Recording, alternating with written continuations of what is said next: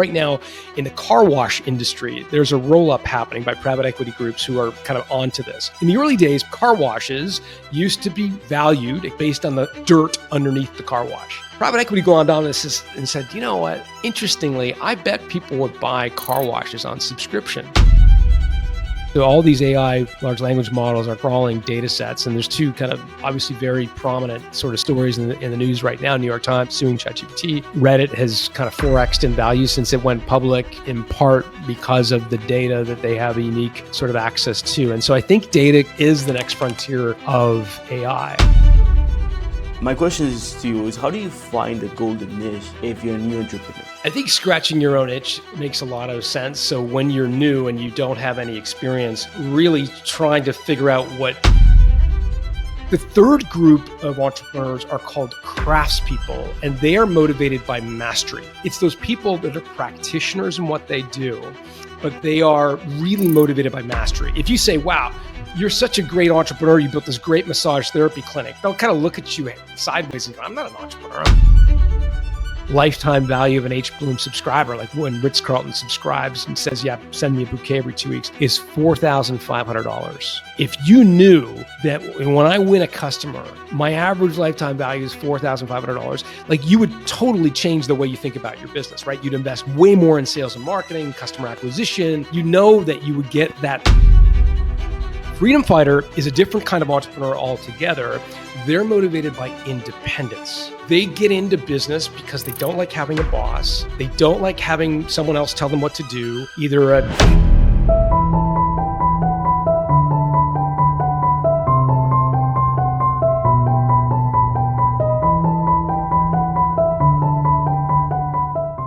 All right, John, how you doing? I'm good. Nice to see you. Nice. Thank you so much for the opportunity. I'm a big fan of your book. Like I said, I watched a lot of podcasts of yours. You know, it's we don't have books like this for companies that I know of. So thank you for writing this. It's amazing. My pleasure. I'm glad it helped. So let me introduce yourself to my audience. Today's guest is someone who's transformed the way of entrepreneurs about building and exiting their business. He's a founder of the Value Builder System, a company that has helped over 70,000 businesses worldwide increase their valuation. He's also the author of 3 best-selling books that have built essential reading for entrepreneurs: Built to Sell, The Automatic Customer, and The Art of Selling Your Business. But what makes John truly unique is that his advice doesn't just come from theory, it also comes from experience. He also built a successful company he thought was worth millions of dollars, only to be told by MA expert that it was unsellable because it was too dependent on him. Do you remember that story? I do, yeah, for sure. John has not only studied over 55,000 business, but also created the Value Builder Score, a system that shows how companies with a score of 90 or higher gets offered nearly double their average performing business. I think we're done here, John. Thank you. How is it? Is it good? All good. I messed up a little, but you're good. You know. All right, John. Tell me first. Can you tell me why you wrote this book? And also, a second follow-up question would be, who's John exactly? For those who don't know. Yeah, I mean, it actually goes back to that story you were just describing in the intro, where I had built what I thought was a really successful company. I was kind of following all the mantras at the time, grow revenue, focus on, great clients. We had a marketing insights business, and we had Microsoft and IBM and Bank of America, all these great clients. And I thought I was sitting on a gold mine. We had about 6 million in revenue, maybe 1.5 million in profit. So it was like a very profitable market intelligence business. And I thought, man, this is going to go for truckload.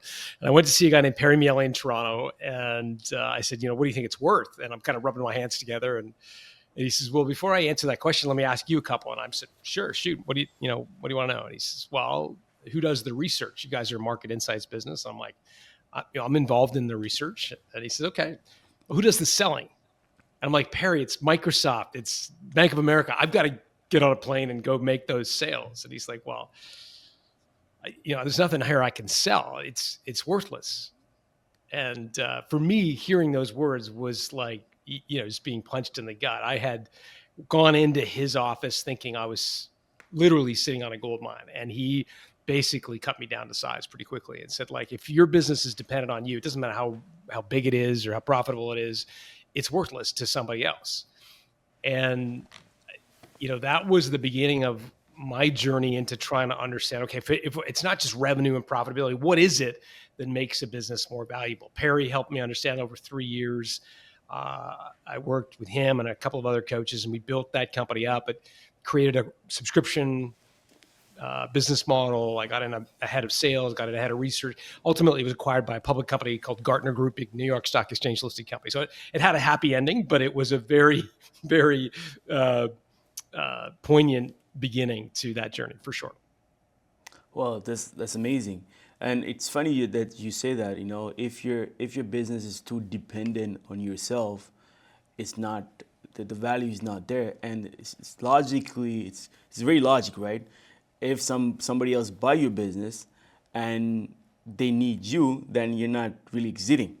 There's so many businesses like that. I don't know if I can name any that comes to my mind, but why people think that what's the, like, I understand the logic, but can you explain to me, like, can you dive down into why it shouldn't be all about you in a business?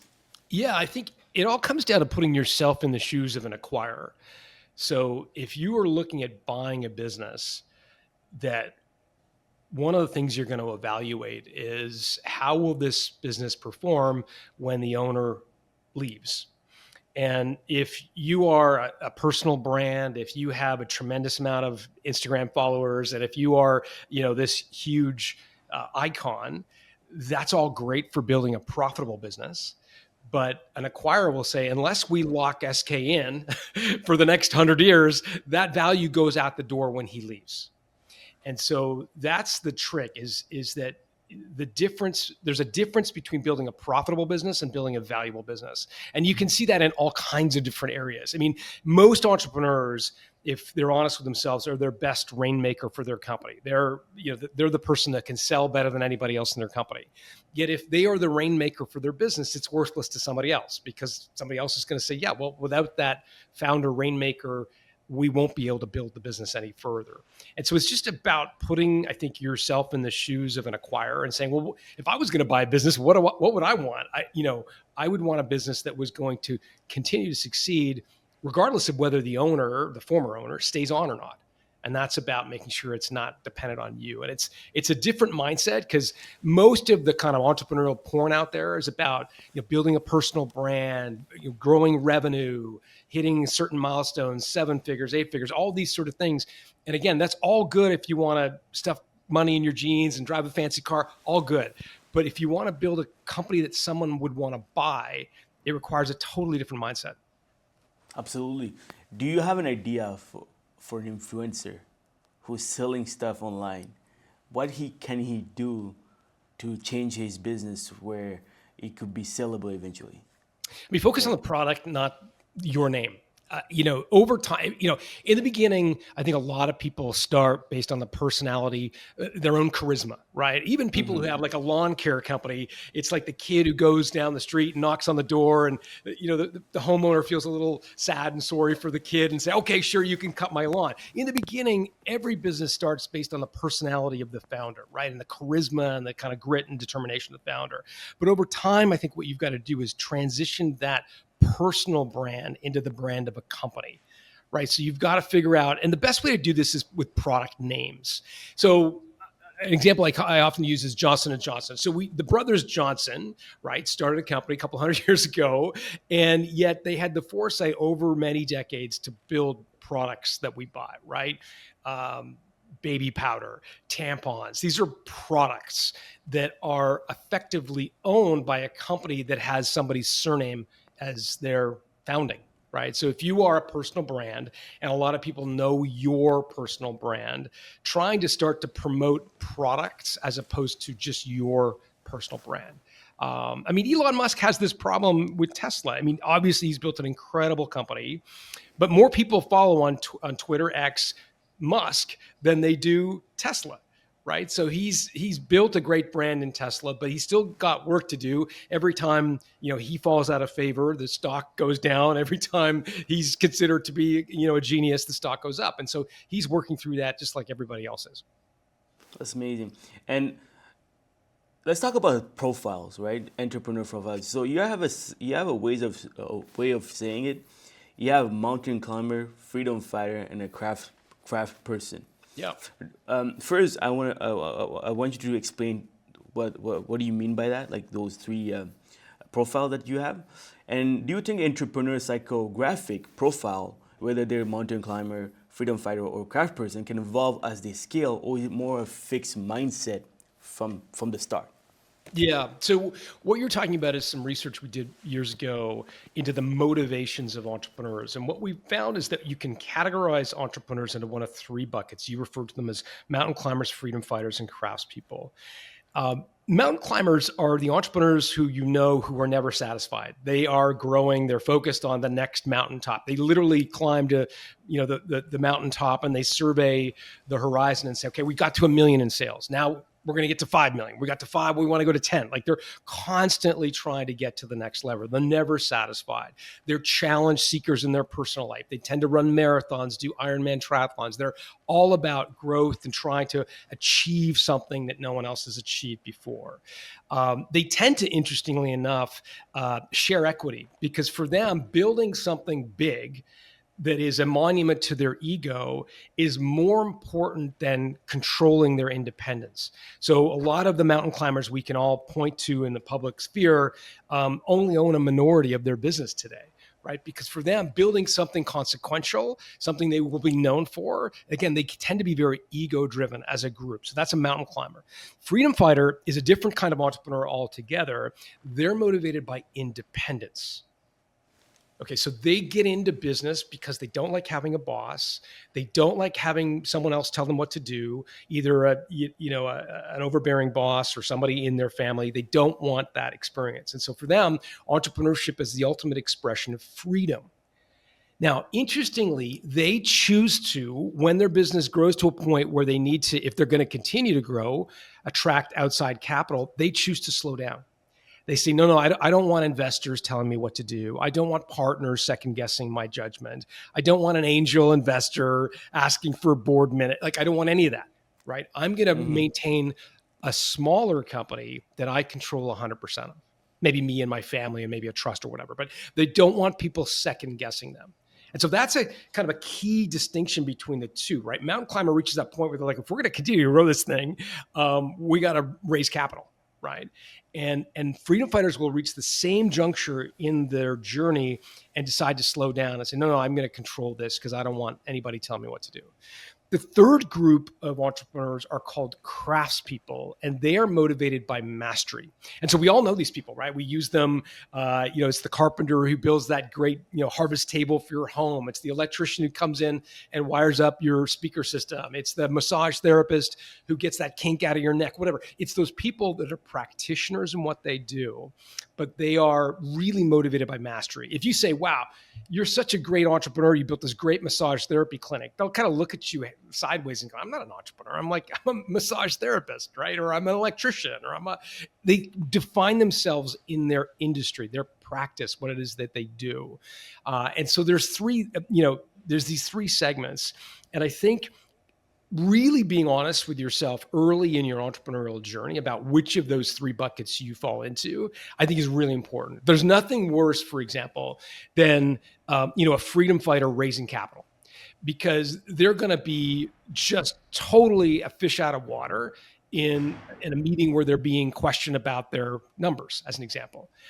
Equally, if a mountain climber wants to achieve anything really great, wants to become the next Amazon, the next Tesla, whatever, they are going to need to share equity, and they're going to have to get over their desire for independence. And so kind of knowing which of the three you are early and then being true to that mission, I think, is important. Understand. And what are you, John? Are you a freedom fighter? I think I'm a recovering mountain climber. What I mean to say is, when I built my first businesses, I was very keen to succeed. I was very focused on that. And now with Value Builder, I'm a little more, uh, I think, a freedom fighter. And I think it does change. You asked an earlier question I didn't address, but I'll do it now. And that is, can people change? And I think they can as they age. You're a lot younger than I am, but in the early days, for a lot of younger people, there's that need to achieve that, get that first rung on the economic ladder, achieve financial freedom, whatever that is in your mind. There's that need to kind of achieve, right? As I have aged, I'll speak for myself, that need to achieve has sort of dialed down a little bit. I now have a higher sort of need for independence. So for me, controlling my time, who I work with, when I work, et cetera, has become more important as I've aged. But in the early days, I think, when I was your age, I was like all in, right? I was, super, important for me to achieve something that I could feel, proud of. Will you say the reason why this kind of sensation, this kind of emotion came in is because of you already achieve a lot and you're like, okay, I'm good now? Is it because of that reason? Because usually mountain climbers, if they don't feel like they achieve a lot, I don't, like, personally, I wouldn't find I couldn't stop myself if I'm in that position.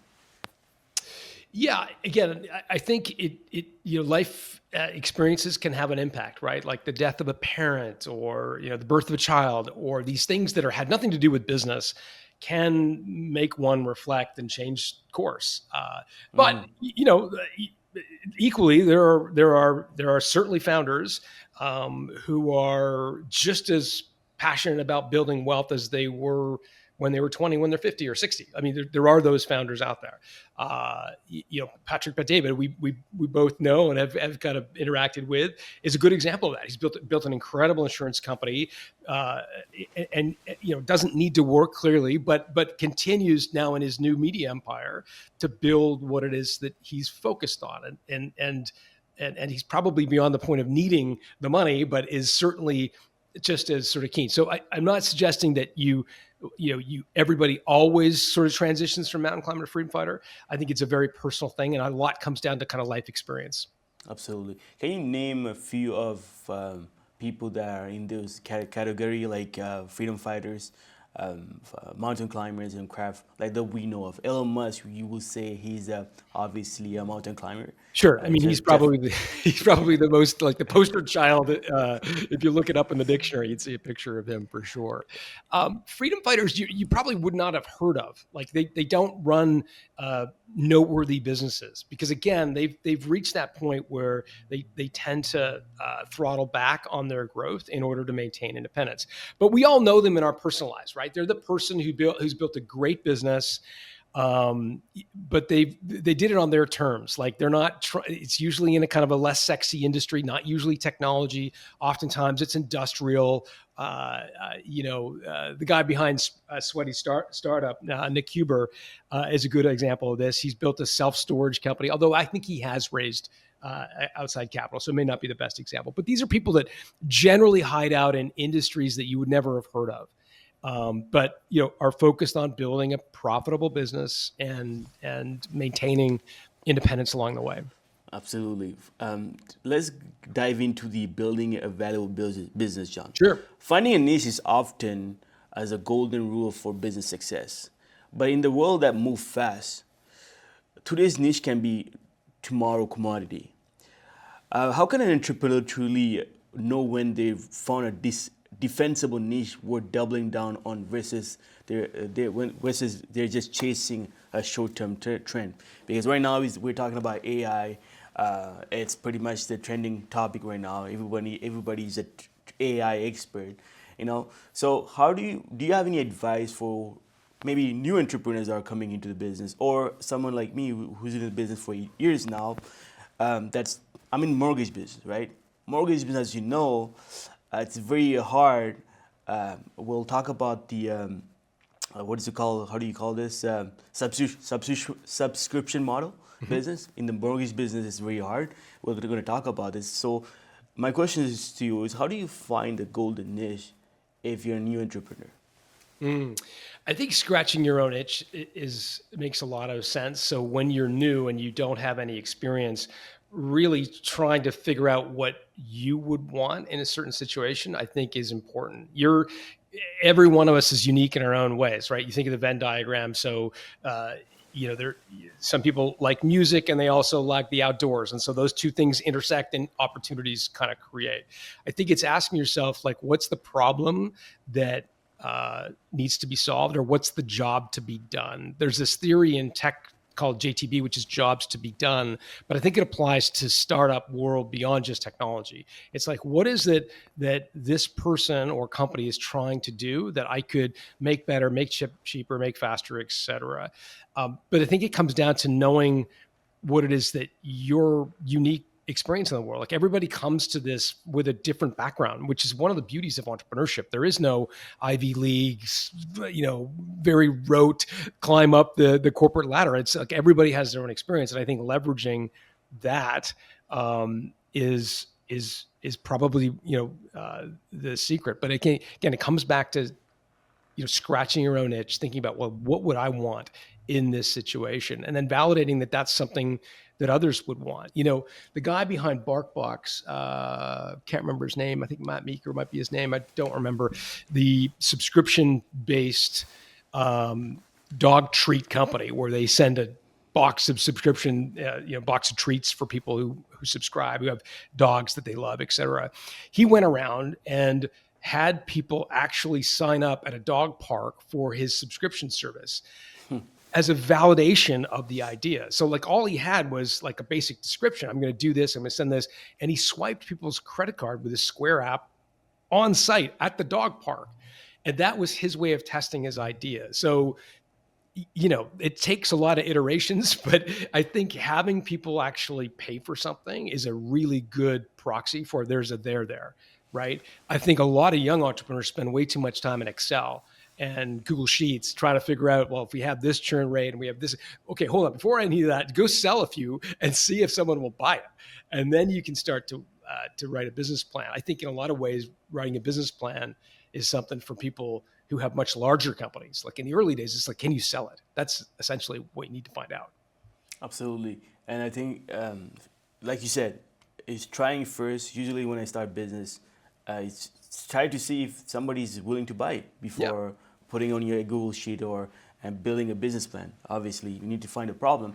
Many business owners think profitability equals value, but you've shown that value is more than just a number, right? It's about structure, systems, and scalability.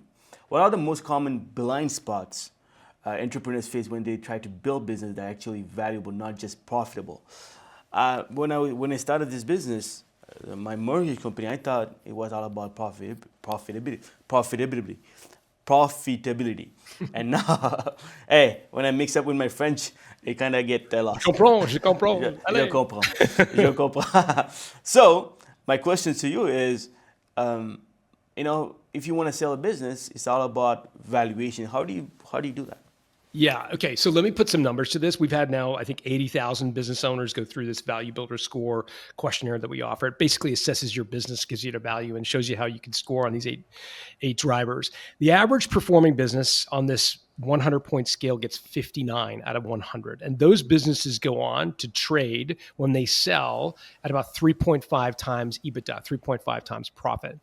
For those businesses that get to 90 out of 100 on the Value Builder Score or greater, those businesses right now are getting offers of 7.1 times EBITDA.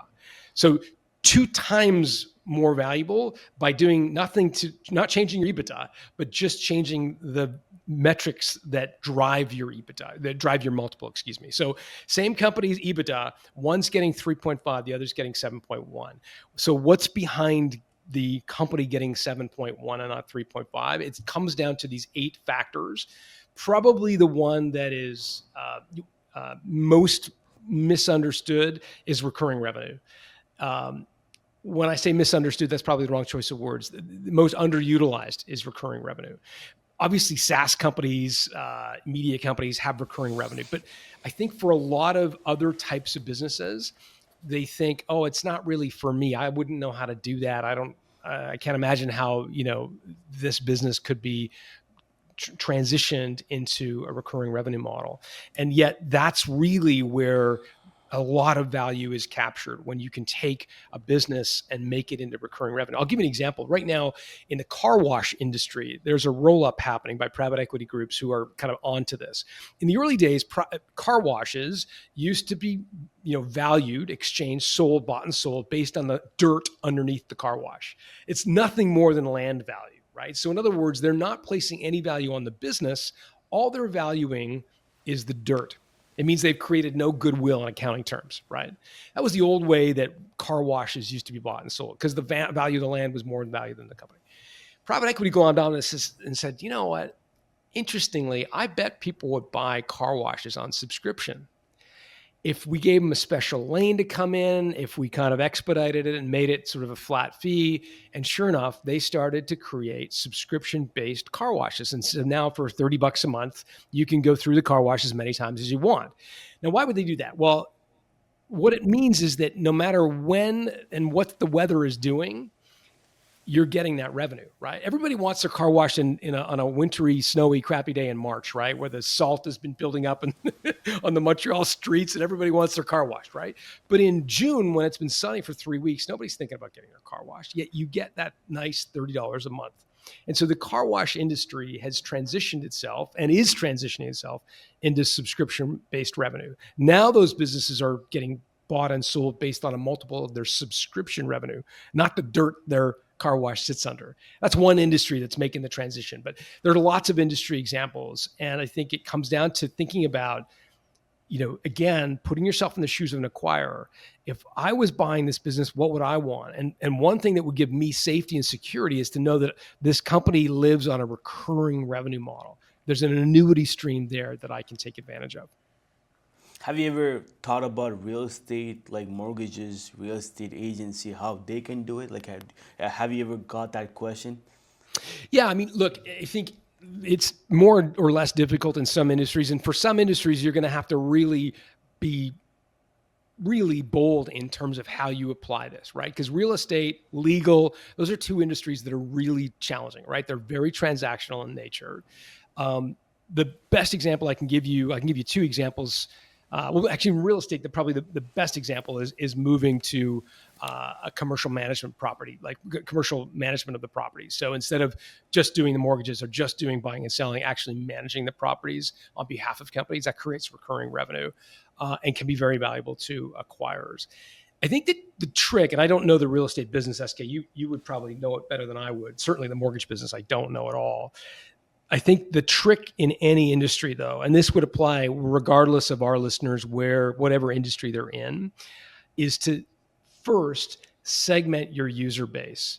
I think the biggest mistake people make in trying to create recurring revenue is they try to create a recurring revenue model for everybody, right? So they're like, they're looking at all their customers and say, well, what would they buy on subscription?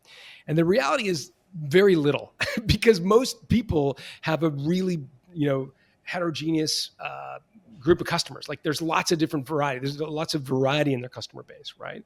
And so as a result, none of them have the same needs. And so it's hard to kind of create a subscription model for everybody. And so I think what the smart operators do is they first segment their customer based on buying behavior. Like, why did this customer buy from us? Like, what's the need we're trying to solve for them? And what I think most businesses will find is if they really segment carefully, they're going to find a segment that has a recurring need. A good example of this was the guys behind H. Bloom, Brian Burkhardt and Sonny Panda. They started this company in the business of selling flowers. And flowers is a crappy model, right? It's like, the flowers die in the fridge. Most of them die. You have to throw them out. You have to buy really expensive real estate to try to intercept people. It's a crappy business, retail flowers. And Burkhardt and Panda came along and said, we're going to do this differently. We're going to do it on subscription. And instead of just creating a flower subscription that virtually nobody would buy, they segmented their user base, right? They said, okay, why do people buy flowers? It's like weddings, funerals, bar mitzvahs, graduation, blah, blah, blah, formals, whatever. And then there's this one segment of the market, 5-star hotels, that buy flowers on a recurring basis. That's because they want to create, when you go to the Ritz-Carlton in downtown Montreal, they want to charge $800 a night. And part of that is having a fresh cut bouquet of flowers on their reception table. It gives you a prestigious image of sort of the hotel you're at. Well, somebody's got to go and down to the flower store, get rid of the old ones, bring back the new ones. And H. Bloom said, no, we're going to do this on subscription. We're going to go to the 5-star hotels and we're going to say, we're going to basically sell you a subscription to flowers. We'll drop it off every 2 weeks. We'll get rid of the old one. We'll send you a commercial grade invoice because you're not a consumer, you're a business. And they built a really successful, got acquired for a lot of money, doing flowers in a different way. So That's amazing. the trick, though, is the segmentation. It's to figure out and looking at all your customers and put them into buckets and seeing, do any of the buckets have a recurring need for what it is I do? Okay, all I get is subscription is one ways to scale your business, scale your valuation. What other things that you can do into a business that can build valuation? Yeah, the next one I would point to is something we've already talked about, which is this idea of picking one thing that I can dominate the world at. Here's the reality. When an acquirer looks at your business and says, should we buy this company? They'll be nice to you and they'll smile and they'll shower you with lots of compliments. But when they go back to their office, they close the boardroom door and they have a simple conversation. And that is, should we buy this business or should we compete with it? And if what you've done is built a hodgepodge of products and services, none of which are really differentiated, most of which you're kind of, you're bidding on RFPs or you're basically using price to get business, they're going to say, we're a big company. We don't need to buy this company. We can simply acquire the customers that they have today by lowering the price. By contrast, if what you've done is build a really unique product or service that is really difficult to replicate, they're going to say, yeah, could we build what they built? Sure. But would it take a long time? Yes. And is it cheaper and easier and faster for us just to acquire them? Let's just buy them. Because otherwise we're going to have to drop millions and millions and millions of dollars in product development, brand building, et cetera, and many, many years. They've already done it. Let's just buy them.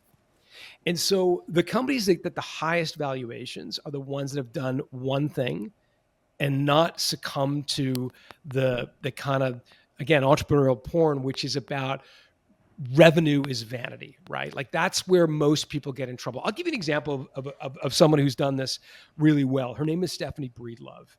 And the idea that she was kind of had in her mind was improving payroll for parents who have a nanny to pay, right? If you think of most payroll companies, so ADP, Paychex, et cetera, they want like Procter and Gamble as a customer, right? 40,000 seats and they work on paper thin margins. They don't want some lady who wants to pay her nanny. And Stephanie Breedlove experienced that when she called ADP. She was trying to pay her nanny and they gave her the runaround. They like transferred her call to like 5 different numbers. And so she said, you know what, I'm going to go out and create a payroll company that just does payroll for nannies. And she built this company up. And in the beginning, it was just like friends of family, word of mouth, her immediate network. And she built it up to $300,000 in revenue. It's like her and one employee. And so she reached kind of this fork in the road that a lot of entrepreneurs reach where you don't have any more friends to sell to. You don't have any more family to like buy your product, right? And so you have to kind of professionalize the process of building your business. And everybody at the time was saying cross-selling your existing customers a second or third product is like 8 times cheaper, faster, better than going to find a new customer. Right. So every book that was written was about cross-selling. Every stage that was granted to a speaker was all about the 80-20 rule and go out to sell more to your existing customers. And she said, but that's not what we do, right? Like our whole mission is to become the best payroll company for paying nannies. We are not in the business of all the other things that her parents needed was like lawn care and like meal delivery services and like snow removal in the Northeast. Like, these are not businesses that she was passionate about, yet there were also things that her existing customers needed. And so everybody was encouraging her to go cross-sell it other services and products to this install base she built. And yet she did the exact opposite, right? She said, no, we're going to become the world's greatest company at doing payroll for nannies. 25 years later, she had built it up to $9 million in revenue. This is not Google. It's not Tesla. This is a modest sized business, right? 25 years, $9 million in revenue. When she went to sell it, she looked at, well, who would want to buy this business? And she reached care.com. Care.com is like the Angie's List of care providers, right? So you plug in your zip code and it'll tell you who your 5-star rated babysitters are in your local market. They had 7 million subscribers. And so Breedlove went to them and said, hey, like, we've got 10,000 customers today. We do 9 million in revenue. If 1% of your 7 million subscribers, by the way, all of whom need to pay their nanny or their babysitter, if 1% of your 7 million subscribers buy, that's a business 7 times our size. That's 70,000 subscribers, right? If 2% buy, that's 140. Long story short, she sold her $9 million business for $54 million. No that's way. 6 times revenue, right? Like, you're lucky. I just shared with you, like, companies are lucky to get 6 times EBITDA, right? Wow. She got 6 times revenue because care.com looked at it and said, yeah, could we build a payroll service for nanny? Sure. But Breedlove has built it. They've got the secret sauce. They've done it for 25 years. They've had the discipline to figure all the nuances of all of this out. We might as well just buy this company instead of trying to compete with it. Wow, and that's the magic of doing one thing. So that's the, recurring revenue and doing one thing better than anybody else, I think, are the two sort of, pillars to building a more valuable company. I know we don't have much time, John. One last question before my usual question to end the podcast. There's so much stuff I can talk about, but my question to you is data business. I'm actually in the process of acquiring a data business. What's the best advice you can give me for data business? Because it's new to me, but at the same time, I feel like this is the next thing for me to do if I want to conquer the world. Interesting. So you are a mountain climber, by the way, SK. There's no doubt about that. The data business is one that obviously I'm familiar with, and it's also getting pretty sexy right now because of AI, right? So all these AI large language models are crawling data sets, and there's two kind of obviously very prominent sort of stories in the news right now. New York Times suing ChatGPT. Obviously, Reddit has kind of 4x'd in value since it went public, in part because of the data that they have a unique sort of access to. And so I think data could be, and in some measure is, the next frontier of AI. I mean, we talk a lot about it at Value Builder. We've had 80,000 business owners go through the questionnaire, and it's that data that we slice and dice for our advisors that really gives us a defendable market position in a world of AI where everything is becoming commoditized. Content is becoming commoditized. Unique and proprietary access to data is becoming much more valuable, I believe, and has the potential to become more valuable. I think it's around, my advice to you is to kind of make sure that you own the data. Like, what are the proprietary rights you have to that data? If you acquire the data set, what's in the public domain? What are the copyrights? How do you protect it? Because if data is just zeros and ones, it's digital. Like, how do you protect the proprietary access to that data and doesn't get hoovered up by AI? Is probably one thing I'd be really trying to pressure test during diligence. So, but again, kudos to you, because I think in large measure, data will become, the next goldmine for a lot of companies that have proprietary data that they can control. What do you mean by proprietary data, and also what do you mean by AI? Like the AI doing the job much quicker to gather those information? Yeah. So proprietary data is data that you own, that is exclusive to you behind a paywall. Nobody can access it. So that's what I would refer to as proprietary data. Like, MLS listing service has proprietary data about the price of homes, and they are trying to control it. And there's all kinds of legal battles about who owns the data, et cetera. Large language models, so ChatGPT, Claude, et cetera, are